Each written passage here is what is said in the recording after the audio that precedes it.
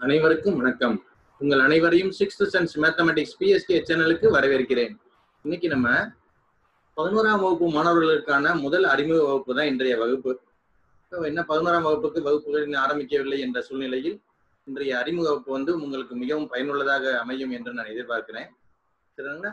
இப்போ வந்து இன்னைக்கு வகுப்புல நம்ம என்ன தெரிஞ்சுக்கிற போறோம் அப்படின்னு கேட்டா, உயர்நிலை வகுப்பிலிருந்து உயர்நிலை வகுப்பு அப்படின்றது என்னது 10ஆம் வகுப்பு படிச்சிருந்தோம் இல்லைங்களா? உயர்நிலை வகுப்பிலிருந்து பொதுத் தேர்வில் பெற்ற மதிப்பெண் அடிப்படையில் மேல்நிலை 1ஆம் ஆண்டு வகுப்பிற்கு உயர்வு பெற்று வந்துள்ள மாணாக்கர்கள் முதலில் தெரிந்து கொள்ள வேண்டியவை. இதுதான் இன்றைய வகுப்பினுடைய முக்கியமான சாராம்சம். சரிங்களா? அப்ப என்னெல்லாம் நீங்க முக்கியமா தெரிஞ்சுக்கிறேன் மேல்நிலை வகுப்புல அப்படின்னு சொன்னா, இப்ப தமிழ்நாட்டுல மேல்நிலை கல்வியில் உள்ள பாடத்தொகுதிகள் என்னென்ன குரூப்ஸ் எல்லாம் இருக்கு தமிழ்நாட்டுல அப்படின்னு கேட்டா, இவ்வளவு குரூப்புகள் இருக்கு. அதாவது ஜி அப்படின்னு சொன்னா பொதுக்கல்வி அப்படின்னு சொல்லுவாங்க, ஜெனரல் ஸ்ட்ரீம் அப்படின்னு சொல்லுவாங்க. இந்த பொதுக்கல்வியில அறிவியல் பிரிவு மற்றும் கலை பிரிவின் இந்த வந்து பொதுக்கல்வியை 2 வகையா பிரிக்கிறாங்க. 2501 அப்படின்னு ஆரம்பிக்கிறது, 2526 ஆரம்பிக்கிறதெல்லாம் அறிவியல் பிரிவு பாடத்தொகுதிகள், 2728 அப்படின்றத ஆரம்பிக்கிறதெல்லாம் பொது கலைப்பிரிவு பாடத்தொகுதிகள். சரிங்களா? இவ்வளவு பாடத்தொகுதிகள் இருக்கு. உங்க பள்ளியில என்ன இருக்கும்? எல்லா ஸ்கூல்லயுமே எல்லா பாடத்தொகுதிகளும் இருக்காது, குரூப்ஸ் எல்லாம் இருக்காது. லிமிட்டடா 1-2 குரூப்ஸ் தான் இருக்கும். சரிதாங்களா? அப்ப உங்க பள்ளியில உள்ள குரூப், நீங்க சேர்ந்துள்ள குரூப் என்ன அப்படின்றத ஸ்கிரீன்ல இருக்கு, பாத்துக்கோங்க. நீங்க என்ன குரூப் நீங்க சேர்ந்திருக்கீங்க அப்படின்றது இவ்வளவு இதுல இருக்கும். அறிவியல் பிரிவுல சேர்ந்த மாணவர்கள் எதுல சேர்ந்திருக்கீங்க, கலைப்பிரிவுல சேர்ந்தவர்கள் எதில் சேர்ந்திருக்கீங்கன்னு பாத்துக்கோங்க. அதே போல தொழிற்கல்வி பிரிவுகள் என்னென்ன சார் இருக்கு அப்படின்னு கேட்டா, தொழிற்கல்வியில இவ்வளவு தமிழ்நாட்டில் உள்ள தொழிற்கல்வி பாடப்பிரிவுகள் இது இருக்கு. அது எந்த கோடில் ஆரம்பிக்கும் அப்படிங்கிற 29 அப்படின்னு ஆரம்பிக்கும். இப்போ உங்கள் பள்ளியில தொழிற்கல்வி சில மெட்ரிகுலேஷன்ல எல்லாம் தொழிற்கல்வி இருப்பதற்கு வாய்ப்புகள் இல்லை, இருந்தாலும் தெரிஞ்சுக்கோங்க நீங்க. சரிதானுங்களா? இப்ப 10ஆம் வகுப்புக்கும் 11ஆம் வகுப்புக்கும் உள்ள வேறுபாடு என்ன அப்படின்னு சொன்னா, 10ஆம் வகுப்புல மொழி பாடத்தை தவிர மற்ற கற்க வேண்டிய அனைத்து பாடங்களும் அனைவருக்கும் ஒன்றாகவே தான் இருக்கும். இப்ப உதாரணமா பொதுவா பார்த்தோம்னா Tamil, English, maths, science, social science அப்படின்னு 5 பாடங்கள் இருக்கும். சில இடங்கள்ல மொழி பாடங்கள் வந்து மேறையா இருக்கும். தமிழுக்கு பதிலாக சில பேர் என்ன படிப்பாங்க, ஹிந்தி படிப்பாங்க. அது மாதிரி மொழி பாடங்கள் வந்து மலையாளமா இருக்கலாம், அந்த கன்னடமா இருக்கலாம், என்ன வேணாலும் அந்த மாதிரி மாறும். அது மட்டும்தான் மாறும். மற்ற 4 பாடங்கள் வந்து அனைவருக்கும் பொதுவாக தான் இருக்கும். மொத்தம் 5 பாடங்கள் படிப்போம். ஆனா 11ஆம் வகுப்பு பொறுத்த அளவுல நீங்க பெற்ற மதிப்பெண் அடிப்படையில் நீங்க என்ன குரூப்ல சேர்ந்திருக்கீங்களோ அந்த தொகுதிக்கு தகுந்த மாதிரி கற்க வேண்டிய பாடங்கள் வந்து வேறுபடும். மாணவர்கள் சேர்ந்தவர்ல பாடத்தொகுதிக்கு தகுந்த மாதிரி பாடங்கள் வேறுபடும். அதுக்கு தான் உங்களுக்கு சொன்னேன், தமிழ்நாட்டில் உள்ள குரூப்புகள் பாடத்தொகுதிகள்லாம் என்னென்னு சொன்னேன். அதே மாதிரி 10ஆம் வகுப்புல மொத்தம் 5 பாடங்கள் இருக்கும். இதுல மொத்தம் 6 பாடங்கள் இருக்கு. முதல் வித்தியாசம் அது. அங்க 500 மதிப்பெண்களுக்கு தேர்வு எழுதியிருப்போம். 11ஆம் வகுப்பு 12ஆம் வகுப்பு எல்லாம் மேல்நிலை கல்வியில 600 மதிப்பெண்களுக்கு தேர்வு எழுதுவோம். சரிதாங்களா? இது முக்கியமான வேறுபாடு. அடுத்தது வேற என்ன அப்படின்னு கேட்டா, 10ஆம் வகுப்பை பொறுத்தளவு அனைத்து பாடங்களுக்கும் அகமதிப்பீட்டு மதிப்பெண் இல்லை. அங்க 10th எல்லாம் இன்டர்னல் மார்க் கிடையாது. ஆனா +1 +2 வந்துட்டீங்கன்னு சொன்னா இன்டர்னல் மார்க் சிஸ்டம் உண்டு உங்களுக்கு. சரிதாங்களா? அங்க வந்து 10ஆம் வகுப்புல என்ன எழுதிருப்பீங்கன்னா, அனைத்து எழுத்து தேர்வுகளும் 100 மதிப்பெண்களுக்கு தேர்வு எழுதுவீங்க. இங்க எப்படி இருக்கு அப்படின்னு கேட்டா, அகமதிப்பீடு இன்டர்னல் மார்க் ஒரு 10 மார்க்கு பிளஸ் எழுத்து தேர்வானது, பொது தேர்வில் நடைபெறும் எழுத்து தேர்வானது 90 மதிப்பெண்களுக்கு தேர்வு நடத்தப்படும். சரிதாங்களா? அப்ப இது மிக மிக முக்கியமான ஒரு வேறுபாடு. அப்ப மாணவர்கள் 10ஆம் வகுப்புல இருந்து 11ஆம் வகுப்பு வந்திருக்கீங்க அப்படின்னு சொன்னா, உங்களுடைய தேர்வில் நீங்க எவ்வளவு மதிப்பெண்ணுக்கு தேர்வு எழுதுவீங்களா? பொது தேர்வு எழுத்து தேர்வில் வந்து 90 மதிப்பெண்கள் எழுதுவீங்க. பள்ளியில் மதிப்பிடக்கூடிய அகமதிப்பீடு மதிப்பானது 10 மதிப்பெண். மொத்தம் 90 + 10 = 100 மதிப்பெண்கள் தான். சரிதாங்களா? இப்ப வந்து பாடங்களில் தேர்ச்சி பெறுவதற்கு மாணாக்கர் பெற வேண்டிய மதிப்பெண் விவரம்லாம் என்னென்ன? நான் ஒரு பாடத்துல பாஸ் பண்ணணும்னா என்ன சார், எவ்வளவு மார்க் சார் வாங்கணும்னு கேட்டா, 10ஆம் வகுப்புல எல்லாம் 100க்கு 35 வாங்கினா பாஸ். ஆனா இங்க 11ஆம் வகுப்புல என்ன இருக்கு அப்படின்னு பாத்தீங்கன்னா, இது 2 வகையா அப்படி பிரிக்கிறாங்க. செய்முறை தேர்வு உள்ள பாடங்கள், செய்முறை தேர்வு இல்லாத பாடங்கள் அப்படின்னு சொல்றாங்க. தேர்ச்சி பெறுவதற்கு செய்முறை தேர்வு உள்ள பாடங்களில் தேர்ச்சி பெறுவதற்கு எழுத்து தேர்வில் 70 மதிப்பெண்களுக்கு குறைந்தபட்சம் 15 மதிப்பெண்கள் பெற வேண்டும். அப்ப எழுத்து தேர்வு எவ்வளவு மார்க்கு தான் நடக்கும்? செய்முறை தேர்வு உள்ள பாடம் 70 மார்க்கு தான் நடக்கும். மேலும் செய்முறை தேர்வு வகுப்புகளில் பங்கேற்று செய்முறை பொது தேர்வு எழுதி இருக்க வேண்டும். அப்ப அனைத்து மாணவர்களும் பிராக்டிக்கல் எக்ஸாம் வந்து கட்டாயம் அட்டன் பண்ணணும். சரிங்களா? அப்படி அட்டன் பண்ணி எவ்வளவு மார்க்கணுமா, எழுத்து தேர்வு, அகமதிப்பீடு மற்றும் செய்முறை தேர்வு ஆகியவற்றில் ஒட்டு மொத்தமாக குறைந்தபட்சம் 35 மதிப்பெண்கள் பெற்றிருக்க வேண்டும். அப்போ ஒரு மாணவர் எவ்வளவு மார்க் எடுத்தா சார் பாஸ் அப்படின்னு கேட்டா, 70க்கு குறைந்தபட்சம் எவ்வளவு எடுத்திருக்கணும்? 15 எடுத்திருக்கணும். டோட்டலா எது ஃபுல்லா டோட்டலா சேர்ந்து internal mark plus practical mark plus இந்த எழுத்து தேர்வு இது மூணும் சேர்ந்து டோட்டல் குறைந்தபட்சம் எவ்வளவு வரணுமா 35 மதிப்பெண்கள் வர வேண்டும். அப்படி எடுத்தா தான் பாஸ். சரிங்களா? அதே போல செய்முறை தேர்வு இல்லாத பாடங்கள்ல எப்படி இருக்கும் அப்படின்னு கேட்டா தேர்ச்சி பெறுவதற்கு எழுத்து தேர்வில் 90 மதிப்பெண்களுக்கு குறைந்தபட்சம் 25 மதிப்பெண்கள் பெற்றிருப்பதுடன் அகமதிப்பீடு மற்றும் எழுத்து தேர்வு ஆகியவற்றில் ஒட்டு மொத்தமாக குறைந்தபட்சம் 35 மதிப்பெண்கள் பெற்றிருக்க வேண்டாம். அப்ப செய்முறை தேர்வு இல்லாத பாடம் அப்படின்னு சொன்னா இப்ப கணிதம் அப்படின்னு சொல்றோம். அப்ப கணிதத்துக்கு என்ன கிடையாது, செய்முறை தேர்வு கிடையாது. தமிழ் ஆங்கிலம் செய்முறை தேர்வு கிடையாது. அப்ப இதுல எல்லாம் பாஸ் பண்ணணும் அப்படின்னு சொன்னீங்கன்னு சொன்னா எழுத்து பொது தேர்வு நடக்கும் 90 மார்க்குக்கு மினிமம் 25 மார்க் வாங்கியிருக்கேன்.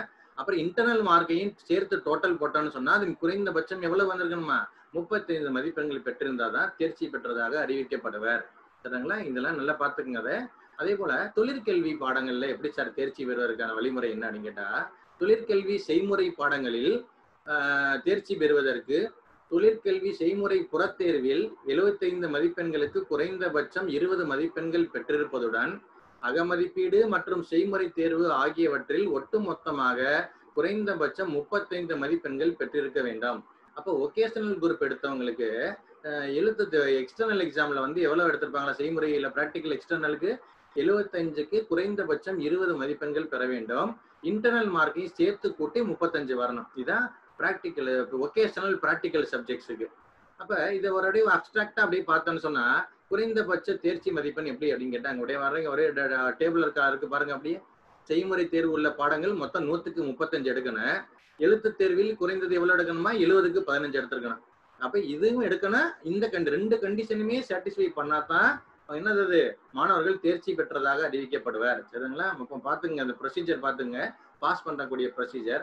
அதே மாதிரி மொழி பாடங்கள் மற்றும் செய்முறை தேர்வு இல்லாத பாடங்களுக்கு எழுத்து தேர்வு பொது தேர்வுல 90க்கு மினிமம் 25 வாங்கியிருக்கணும். இன்டர்னல் மார்க்கையும் சேர்த்து 35 வந்திருக்கணும். இப்போ உதாரணமாக ஒரு மாணவர் வந்து இன்டர்னல்ல 10 மார்க் அதிகபட்ச மார்க் 10ல 8 தான் வாங்கியிருக்காரு, அவருக்கு போடப்பட்டிருக்கு அப்படின்னு சொன்னா அவரு 90க்கு 27 எடுத்தாதான் பாஸ். அப்ப 8 + 27 தான் 35. சரிங்களா? குறைந்தபட்சம் வரக்கூடிய மார்க் அது ஞாபகம். அதே மாதிரி தொழிற்கு ஒகேஷனலுக்கு கருத்தியலுக்கு எவ்வளவு 100க்கு 35 எடுக்கணும், 90க்கு 25. சேம் அதே போல கண்டிஷன் இதுதான். செய்முறை தேர்வுக்கு எப்படி பார்த்தோன்னு சொன்னா எக்ஸ்டர்னல் எக்ஸாம்ல 75க்கு 20 எடுத்திருக்கணும். பிராக்டிகல் எக்ஸ்டர்னல் எக்ஸாம்ல டோட்டலா 100க்கு 35 எடுத்திருக்கணும் இன்டர்னலையும் சேர்த்து. சரிங்களா? இதுதான் ஒரு அப்டிராக்டா குறைந்தபட்ச தேர்ச்சி மதிப்பெண்ணுக்குரிய ஒரு அப்டிராக்ட் சுருக்கம் அப்படின்னு சொல்லுவாங்க. சரிங்களா?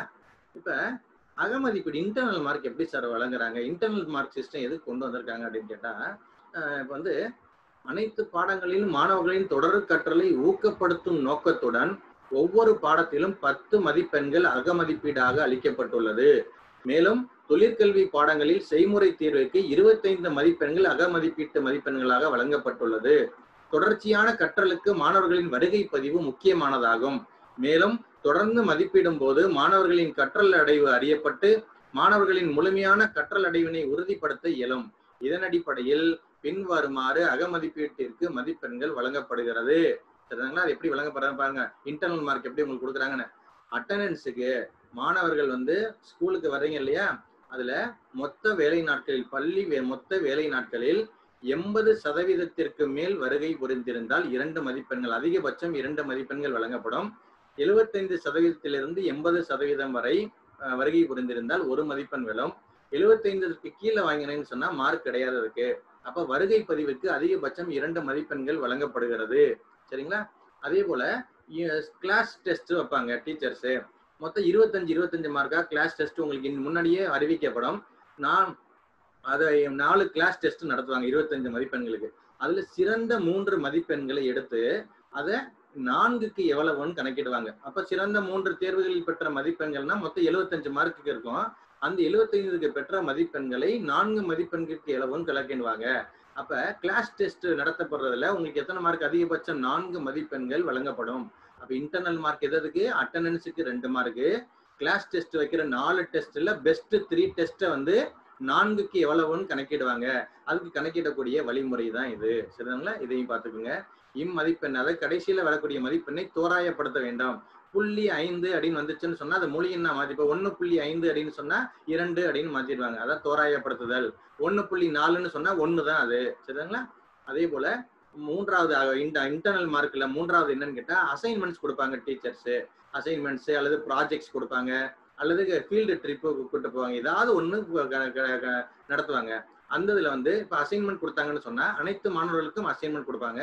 அனைவரும் அதை சரியாக ஒப்படைத்திருந்தீங்கன்னு சொன்னா உங்களுக்கு அதிகபட்சம் 2 மதிப்பெண்கள் வழங்கப்படும். அப்ப அசைன்மெண்ட்டுக்கு 2 மார்க்கு. சரிங்களா? அடுத்தது லாஸ்ட் கல்வி இணை செயல்பாடுகள். இதுல வந்து மொத்தம் 33 வகையான கல்வி இணை செயல்பாடுகள் இருக்கு. அதுல உங்கள் ஆசிரியர் வந்து உங்களுக்கு ஏதாவது 3 இதுல நீங்க பார்ட்டிசிபேட் பண்ணியிருந்தீங்கன்னு சொன்னா உங்களுக்கு அதிகபட்சம் 2 மதிப்பெண்கள் வழங்குவாங்க. அது என்ன சார் கல்வி இணை செயல்பாடுகள் அப்படின்னு சொன்னா, இப்ப மரம் வளர்த்தல், இந்த மாதிரி இந்த ஸ்கிரீன்ல இருக்கு பாத்துக்கோங்க.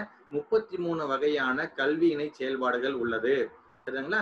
இதில் ஏதேனும் 3இல் பங்கு பெற்றிருந்த மாணவர்கள் வந்து பங்கு பெற்றீங்கன்னு சொன்னா உங்களுக்கு அதிகபட்சம் 2 மதிப்பெண்கள் வழங்கப்படும். அப்ப இன்டர்னல் மார்க் எதுக்கெல்லாம் உங்களுக்கு கொடுக்குறாங்க? வருகை பதிவுக்கு அதிகபட்சம் 2 மார்க், கிளாஸ் டெஸ்ட் நடத்துறதுல 4 தேர்வுகளில் சிறந்த 3 தேர்வு மதிப்பெண்களை 4க்கு எவ்வளவுன்னு கணக்கிடுவாங்க. அப்ப அதுல அதிகபட்சம் 4 மார்க்கு. அடுத்து என்ன இருக்கு? ப்ராஜெக்ட் அசைன்மெண்ட் கொடுக்கறதுக்கு ஒரு 2 மார்க்கு. அடுத்தது கல்வி இணை செயல்பாடுகள் இந்த 33 இதுல ஏதாவது 3 கலந்து கொண்டீங்கன்னு சொன்னா 2 மார்க். மொத்தம் 10, அதிகபட்சம் 10 மதிப்பெண்கள் வழங்கப்படும். இதுதான் இன்டர்னல் மார்க் வழங்கக்கூடிய வழிமுறை. அப்ப இந்த மாணவர்களுக்கு எப்படி வழங்குறாங்க அப்படின்றத வகுப்பு ஆசிரியர்கள் வந்து இந்த மாதிரி ஒரு காலம் போட்டு நீங்கள் பெற்ற மதிப்பெண்களை தனது பதிவேட்டில் நோட் பண்ணி வைத்திருப்பாரு. சரிங்களா? அப்ப வருகை பதிவும் ஆசிரியருடன் கீழ்ப்படிந்து நடத்தல் போன்ற முக்கியமான பணிகளை வந்து மாணவர்கள் வந்து கடைபிடித்தீங்கன்னு சொன்னா 10க்கு 10 மதிப்பெண்கள் வந்து எளிமையாக இப்பயே வாங்கி வைத்த மாதிரி அர்த்தமாயிரும். சரிங்களா? அப்ப ஆசிரியர் சொல்படி நடந்து அவங்க சொல்ற வழிமுறைகள்லாம் பின்பற்றீங்கன்னு சொன்னா 10 மதிப்பெண்கள் வந்து மிக மிக எளிமையாக பெற்று விடலாம். சரிங்களா? அப்ப இன்னைக்கு வகுப்புல நம்ம என்ன பார்த்துட்டோம் அப்படின்னு சொன்னா, மேல்நிலை வகுப்புகளில் அளிக்கப்படும் அகமதிப்பீட்டு மதிப்பெண் வழங்கும் முறையையும், பாடங்களில் தேர்ச்சி பெறுவதற்கு அகமதிப்பீடு மற்றும் எழுத்து தேர்வில் எடுக்க வேண்டிய குறைந்தபட்ச மதிப்பெண் பற்றிய விவரங்களையும் இன்றைய முதல் வகுப்பில் நீங்கள் தெரிந்து கொண்டீர்கள்.